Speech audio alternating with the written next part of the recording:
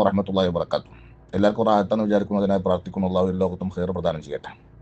ബഹുമാനപ്പെട്ട സമസ്ത കേരള ജമിയത്തുൽ ഉലമയുടെ 100-ാം വാർഷികവുമായി ബന്ധപ്പെട്ട് തഹിയ എന്ന ഫണ്ട് ശേഖരണം നടന്നുകൊണ്ടിരിക്കുകയാണ്. സമസ്ത കേരള ജമിയത്തുൽ ഉലമയുടെ മുഷാവറ അതിനൊരു പേര് പ്രഖ്യാപിക്കണം, ഒരു നാമം നൽകണം എന്ന് പറഞ്ഞപ്പോൾ എല്ലാവരും ബഹുമാനപ്പെട്ട സയ്യിദുൽ ഉലമയെ ആ വിഷയം ഏൽപ്പിക്കുകയും സയ്യിദുൽ ഉലമ ഒരു രാത്രി കൊണ്ട് മഹാന്മാരായിരിക്കുന്ന തൻ്റെ ഉസ്താദന്മാരായിരിക്കുന്ന മഹാന്മാരിലേക്ക് ആ ഒരു മെസ്സേജ് കൊടുക്കുകയും അതിൽ പ്രഗത്ഭരും പ്രശസ്തരും ഷെയ്ഖുനായുടെ ബഹുമാനപ്പെട്ട സയ്യിദുൽ ഉലമയുടെ ഷെയ്ഖുമായ ബഹുമാനപ്പെട്ട ശംസുൽ ഉലമ ഖുദ്ദസുല്ലാഹു സിർറഹുൽ അസീസ് മഹാനുഭാവന്റെ ഹദറത്തിലേക്ക് ആ പേര് നിർദ്ദേശിക്കാൻ വേണ്ടി മെസ്സേജ് കൊടുത്തപ്പോൾ ഒരു രാത്രി കൊണ്ട് അദ്ദേഹം ആലോചിച്ച് പിറ്റേന്ന് രാവിലെ മുഷാവറയിൽ അനുവാദം കൊടുക്കുകയാണ്. അതിന് നമുക്ക് തഹിയ എന്നുള്ള പേരിടാമെന്ന്. അതിനൊരുപാട് അർത്ഥങ്ങളുണ്ട്, അതിനൊരുപാട് ആശയങ്ങളുണ്ട് എന്നൊക്കെ ബഹുമാനപ്പെട്ട സമസ്ത കേരള ജമിയത്തുൽ ഉലമയുടെ അജയ്യനായ സെക്രട്ടറി MT ഉസ്താദ് കഴിഞ്ഞ ദിവസം ശംസുൽ ഉലമയുടെ ഉറൂസിൽ വിശദീകരിച്ച് നിങ്ങളൊക്കെ കേട്ടിട്ടുണ്ടായിരിക്കും. ഞാൻ ആ വിഷയത്തിലേക്ക് താൽക്കാലികം പോകുന്നില്ല. എന്നാൽ നമ്മുടെ കേരളക്കരയിൽ വ്യത്യസ്തമായ സുന്നി സംഘടനകളും അതുപോലെ തന്നെ സുന്നി ആശയ പ്രചാരകരും ഉണ്ടെങ്കിലും ബഹുമാനപ്പെട്ട സമസ്ത കേരള ജമിയത്തുൽ ഉലമ തഹിയ എന്ന ഫണ്ട് ശേഖരണവുമായി ബന്ധപ്പെട്ട് ജനങ്ങളിലേക്ക് ഒരു മെസ്സേജ് കൊടുത്താൽ ആ സമസ്ത കേരള ജമിയത്തുൽ ഉലമയെ 100% അനുസരിക്കുന്ന അംഗീകരിക്കുന്ന ആളുകൾക്ക് മാത്രമേ അതിൽ ഫണ്ട് ശേഖരിക്കാൻ, അതിൽ ഫണ്ട് കൊടുക്കാൻ സാധിക്കുകയുള്ളൂ. അതിൽ യാതൊരു തർക്കമില്ല. അങ്ങനത്തെ ഹാരിസീങ്ങളായ മുഖ്ലിസീങ്ങളായിരിക്കുന്ന മൊഹിബീങ്ങളായിരിക്കുന്ന പരിശുദ്ധമായ ദീൻ ഇസ്ലാമിന്റെ വാക്താക്കളായിരിക്കുന്ന ആളുകൾ അവരെ കൊണ്ട് കഴിവിന്റെ പരമാവധി കൊടുക്കുന്ന 100, 200, 300, 500 കൊടുത്ത് അരക്കോടിയിൽ രൂപയിലധികം 24 മണിക്കൂർ കൊണ്ട് സമാഹരിക്കാൻ സാധിച്ചു എന്ന് പറഞ്ഞാൽ ബഹുമാനപ്പെട്ട സമസ്ത കേരള ജമിയത്തുൽ ഉലമയുടെ കൂടെയാണ് മുസ്ലിം സമുദായം എന്ന് നമ്മൾ മനസ്സിലാക്കണം. ഇനി ഞാൻ എൻ്റെ വിഷയത്തിലേക്ക് വരാം. പള്ളിയിൽ നിന്ന് ബാങ്ക് കൊടുക്കുന്ന സന്ദർഭം 5 വഖത്ത് ബാങ്ക് കൊടുക്കുന്ന സമയത്തും ഇബ്ലീസ് ലഅനത്തുല്ലാഹി അലൈഹി ദുറാത്തിട്ട് ഓടിക്കളയും, അള്ളാഹുവിന്റെ നാമം കേൾക്കുന്നവിടത്ത് നിന്ന് ഓടിക്കളയും എന്ന ഹദീസുകൾ നമുക്ക് രേഖപ്പെടുത്തി കാണുന്നു. അതേപോലെയാണ് നമ്മുടെ നാട്ടിൽ ചില ആളുകൾ, പ്രത്യേകിച്ചും നമ്മുടെ അക്കോത്തങ്ങൾ എന്ന് പറയപ്പെടുന്ന മാനദേഹത്തിന്റെ സ്വഭാവം അങ്ങനെയാണ്.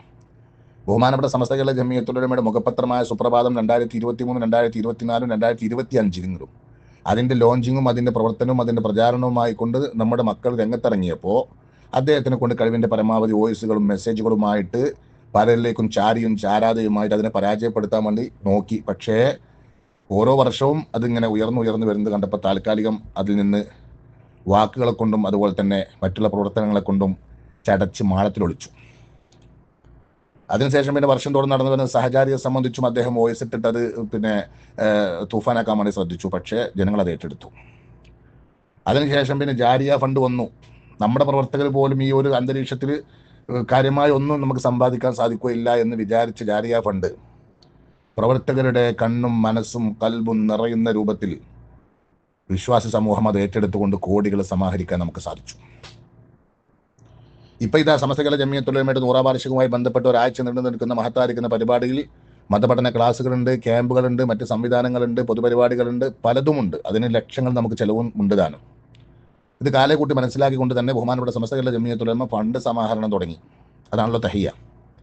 ഇതിന്റെ മെസ്സേജ് വന്ന ഉടനെ നമ്മുടെ അക്കോത്തങ്ങളുടെ വോയിസ് ഇതുമായി കൊണ്ട് ആരും സഹകരിക്കേണ്ടതില്ല, മദ്രസ മാനേജ്മെന്റ് സഹകരിക്കേണ്ടതില്ല, കുട്ടികൾ സഹകരിക്കേണ്ടതില്ല, നമ്മുടെ ഹാലിസീങ്ങളായ മുഖ്ലിസീങ്ങളായ പാരമ്പര്യം, അതാണ് മൂപ്പർക്ക് പറയുക, പാരമ്പര്യത്തിൽ അടിയുറച്ച് ജീവിക്കുന്നവർ അതുമായി സഹകരിക്കണം. ഏതാണ് തങ്ങളെ പാരമ്പര്യം? ഈ പാരമ്പര്യം കഴിഞ്ഞ വോയിസിൽ ഞാൻ വിശദീകരിച്ചിട്ടുണ്ട്. നിങ്ങളുടെ പാരമ്പര്യം എന്താണ്? മുടക്കാൻ എന്ന പാരമ്പര്യമായിരിക്കും. കാരണം കുറച്ച് വർഷമായാലും തുടങ്ങിയിട്ട് മുടക്കണ പാരമ്പര്യമായിരിക്കും അല്ലേ?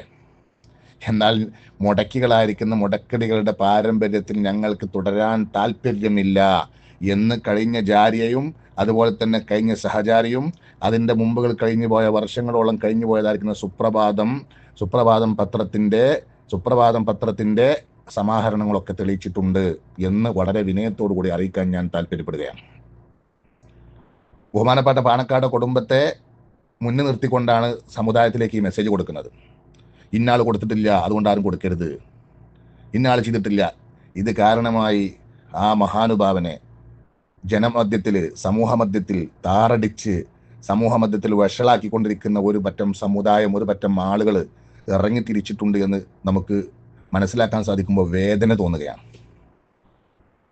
കാരണം ആ ഒരു വലിയ മഹത്തായിരിക്കുന്ന തറവാട് ഞങ്ങളൊക്കെ ആദരവോടുകൂടെ ബഹുമാനത്തോടുകൂടെ അവിടുത്തെ പാരമ്പര്യത്തെയും അവിടുത്തെ കഴിഞ്ഞുപോയ തലമുറയെയും നെഞ്ചേറ്റിയതായിരിക്കുന്ന ഞങ്ങളുടെ പ്രവർത്തകർക്കിടയിൽ അവരെ പേര് വലിച്ചിട്ട് അവരെ ജനസമൂഹത്തിലിട്ട് ജനമധ്യത്തിലിട്ടുകൊണ്ട് അവഹേളിച്ചു കൊണ്ടിരിക്കുന്ന ഒരു പറ്റം ആളുകൾ രംഗത്ത് വരുമ്പോൾ ഞങ്ങൾക്ക് വേദനയുണ്ട്. ഏതായിരുന്നാലും ഞാൻ നീട്ടിക്കൊണ്ടു പോകുന്നില്ല. എക്കോ തങ്ങളോടക്കം ഇതുമായി സമസ്ത കേരള ജംഇയ്യത്തുൽ ഉലമയുടെ 100ാം വാർഷികം വരുന്നു എന്ന് കാണുമ്പോൾ അതിൻ്റെ പോസ്റ്ററും അതുപോലെ തന്നെ അതിൻ്റെ ഫണ്ട് സമാഹരണവും അതിൻ്റെ പബ്ലിസിറ്റി പരിപാടികളും എല്ലാം കാണുമ്പോൾ കുരുപൊട്ടുന്ന, മാനസികമായി വിഷമിച്ച് പിശാചിനെ പോലും നാണിപ്പിക്കുന്ന രൂപത്തിലുള്ള സ്വഭാവവുമായി നടക്കുന്ന ആളുകളോട് ഞങ്ങൾക്ക് ഒന്നേ പറയാനുള്ളൂ: നിങ്ങൾ തീർത്തും യഥാർത്ഥ പാന്താവിൽ നിന്ന് വ്യതിചലിച്ചിരിക്കുന്നു. നിങ്ങളുടെ ഈമാൻ നിങ്ങൾ ശ്രദ്ധിക്കുക. ഞങ്ങൾക്ക് യാതൊരു പ്രശ്നവും ഇല്ല.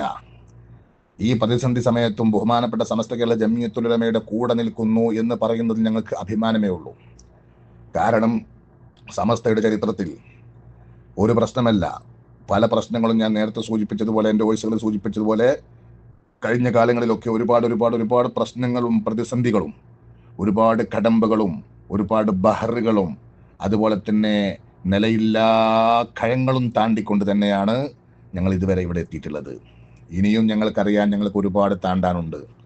ഇലാ യൗമുൽ ഖിയാമ പരിശുദ്ധമായ ദീനുൽ ഇസ്ലാമിന്, യഥാർത്ഥമായ ദീനുൽ ഇസ്ലാം ഇവിടെ കൊണ്ടു നടക്കണമെങ്കിൽ ഒരുപാട് പ്രശ്നങ്ങളുണ്ടാവും, പ്രയാസങ്ങളുണ്ടാവും, ബുദ്ധിമുട്ടുകളുണ്ടാവും എന്ന് ഞങ്ങൾക്കറിയാം. കാരണം ഞങ്ങളുടെ പാരമ്പര്യം മുത്തനബി സല്ലല്ലാഹു അലൈഹി വസല്ലമ തങ്ങളാണ്.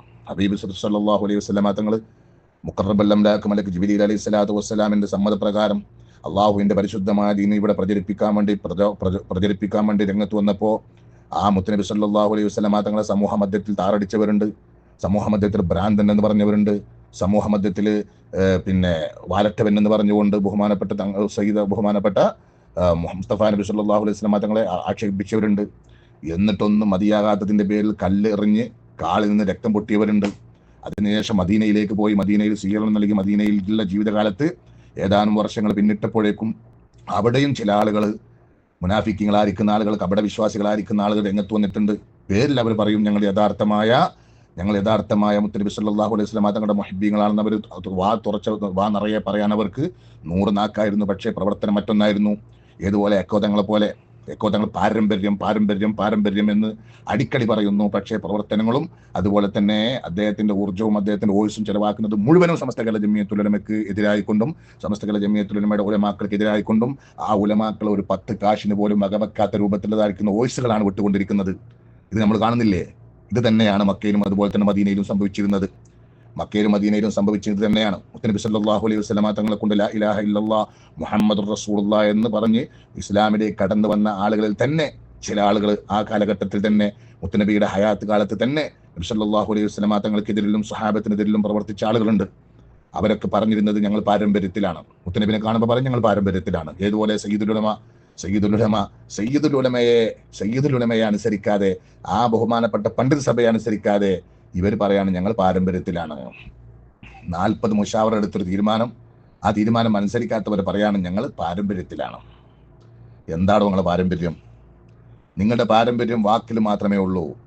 ഈ കാലഘട്ടത്തിൽ ഏറ്റവും വലിയ മുനാഫിഖ് എന്ന് പറയപ്പെടുന്ന കപട വിശ്വാസികളിൽ നിന്ന് തീർത്തും പറയപ്പെടാൻ പറ്റുന്ന ഒരു വിഭാഗമായി കൊണ്ട് നിങ്ങൾ അത് പതിച്ചിട്ടില്ലേ? ആയാത്തുൽ മുനാഫിഖ് സലാസ ഇദാ ഹദ്ദസ കദിബ, തൊള്ള പൊളിച്ച നുണ പറയാ. എത്ര തെളിവുകൾ ഞങ്ങൾ എടുത്തു വെക്കണം? എത്ര തെളിവുകൾ ഇവിടെ നിരത്തണം? ഓരോ തെളിവുകളും ഇവിടെ നിരത്തി, ഓരോ വോയിസുകളും ഇവിടെ നിരത്തി 2023 ഒന്ന് പറയാ, 2023 6 മാസം കഴിഞ്ഞാൽ മറ്റൊന്ന് പറയാ, 2024 തുടക്കത്തിൽ വേറൊരു കാര്യം പറയാ, 2024 അവസാനത്തിൽ മറ്റൊന്ന് പറയാ, 2025 തുടക്കത്തിൽ വേറൊരു ആഹ്വാനം, 25 പകുതിയായപ്പോഴേക്ക് മറ്റൊരു ആഹ്വാനം. ഇങ്ങനെ വ്യത്യസ്തമായ വർത്തമാനങ്ങളും വ്യത്യസ്തമായ രൂപത്തിലുള്ള പെരുമാറ്റങ്ങളും ഞങ്ങൾ സമൂഹത്തോട് ഓരോന്നും ക്ലിപ്പ് സഹിതം വേണ്ടി വന്നാൽ ഇൻഷാ അല്ലാഹ് ഇന്നല്ലെങ്കിൽ നാളെ ഞങ്ങളത് പുറത്ത് പറയുക തന്നെ ചെയ്യും. അതിൽ നിങ്ങൾ ആരും ബേജാറാകണ്ട. ഇപ്പം ഞങ്ങൾ സമസ്ത കേരള ജംഇയ്യത്തുൽ ഉലമയുടെ 100ാം വാർഷികവുമായി ബന്ധപ്പെട്ട് അല്പം തിരക്കിലാണ്. കാരണം ഞങ്ങൾക്കത് വിജയിപ്പിച്ചെടുക്കണം, സമൂഹത്തിലേക്ക് സമസ്തയുടെ സന്ദേശം എത്തിക്കണം. ഒരുപാട് പദ്ധതികളുണ്ട്. പാവപ്പെട്ട ഞങ്ങളുടെ മുഅല്ലിമീങ്ങൾക്ക് വീട് വെച്ചു കൊടുക്കണം. അതുപോലെ തന്നെ സമസ്ത കേരള ജംഇയ്യത്തുൽ ഉലമ ഈ 100 വർഷം ഇവിടെ സമൂഹത്തിലേക്ക് എന്ത് ചെയ്തു എന്നതിനെ സംബന്ധിച്ച് കൃത്യമായ ഒരു മാപ്പ് ഞങ്ങൾക്ക് ഉണ്ടാക്കണം. ഞങ്ങൾക്ക് സമസ്ത കേരള ജംഇയ്യത്തുൽ ഉലമയുടെയും അതിൻ്റെ മഹാന്മാരായിട്ടുള്ള പണ്ഡിതന്മാരുടെയൊക്കെ ചരിത്രങ്ങളും മറ്റൊക്കെ ക്രോഡീകരിച്ചുകൊണ്ട് സമൂഹത്തിലേക്ക് അത് സമർപ്പിക്കണം. 100 കൂട്ടം ജോലികൾ ഞങ്ങൾക്കുണ്ട്. ഇനി കുറഞ്ഞ മാസമേ ഞങ്ങളുടെ മുമ്പിലുള്ളൂ. ഇൻഷാ അല്ലാഹ് 100ാം വാർഷികം കഴിയുന്നതോടുകൂടെ കല്ലും മുള്ളും വേർതിരിയുമെന്ന് ഞങ്ങൾക്കറിയാം. അത് വേർതിരിയുന്ന സന്ദർഭത്തിൽ കല്ലേതാണ് മുള്ളേതാണ് എന്ന് കൃത്യമായി സമൂഹത്തോട് ക്ലിപ്പ് സഹിതം പറയാൻ, ക്ലിപ്പ് സഹിതം അത് ബോധ്യപ്പെടുത്താൻ ഞങ്ങളെല്ലാം ശേഖരിച്ചിട്ടുണ്ട്. നിങ്ങൾ ശ്രമിക്കുക, നിങ്ങൾ സബൂർ ചെയ്യുക. ഇന്നല്ലെങ്കിൽ ഇൻഷാ അല്ലാഹ് നാളെ നിങ്ങളുടെ കപടമുഖം സമൂഹ മധ്യത്തിൽ തുറന്നു കാട്ടുക തന്നെ ചെയ്യും. ആ സന്ദർഭം നിങ്ങളുടെ ആളുണ്ടാവില്ല എന്ന് പറഞ്ഞ് ഞങ്ങൾ തയ്യാറല്ല. ഉള്ള ആളുകൾ നിങ്ങളെപ്പോലെ തന്നെ ഈമാൻ നഷ്ടപ്പെട്ടവരും ദുർബലരും അതുപോലെ തന്നെ ദുന്യവിയായ കാര്യലാഭങ്ങൾക്ക് വേണ്ടി ജീവിക്കുന്നവരുമായി ഒരു പറ്റം ആളുകൾ നിങ്ങളുടെ കൂടെ ഉണ്ടാവും. അതിൽ യാതൊരു തർക്കമില്ല. മുത്തനബി സല്ലല്ലാഹു അലൈഹി വസല്ലം തങ്ങൾ പറഞ്ഞല്ലോ, ആഖിർ സമാനാവുമ്പോൾ എൻ്റെ സമുദായം 73 വിഭാഗമാവും, 72 നരകത്തിലായിരിക്കും, ഒരു വിഭാഗം മാത്രമേ സ്വർഗത്തിൽ പോവുകയുള്ളൂ എന്ന്. അതുകൊണ്ട് ആ ഒരു വാക്ക് ഇവിടെ പുലരുക തന്നെ വേണം, അതിൽ യാതൊരു സംശയവുമില്ല. അപ്പോൾ അതിന് നേതൃത്വം കൊടുക്കാൻ അതിന് ആളുകൾ വേണം. അപ്പോൾ ജനമധ്യത്തിൽ ജനങ്ങൾക്ക് അംഗീകാരമുള്ള ആളുകളാവണം അതിന് നേതൃത്വം കൊടുക്കേണ്ടത്. അപ്പോഴേ പിശാചിന്റെ ശറിലേക്ക് ആളുകളെ കിട്ടുകയുള്ളൂ.